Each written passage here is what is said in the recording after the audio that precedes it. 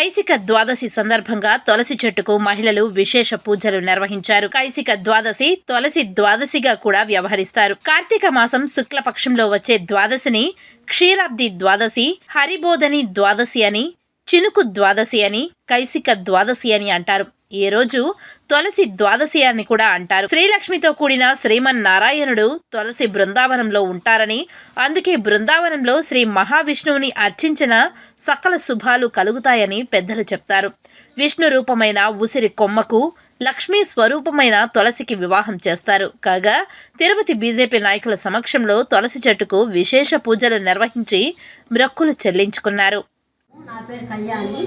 ఈరోజు ద్వాదశి రోజు తులసి రథం చేస్తారు.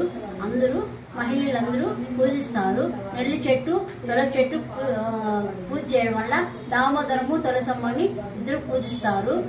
మహిళలకి పసుపుతో సౌభాగ్యంగా ఉంటారు కాబట్టి అందరూ నెల్లికాయ దీపంతో కూడా పెట్టి హారతులు మంగళహారతులు అందరూ ఒక 5 మందికి తాంబూలాలు ఇస్తారు. పసుపు అంతా ఇస్తారు.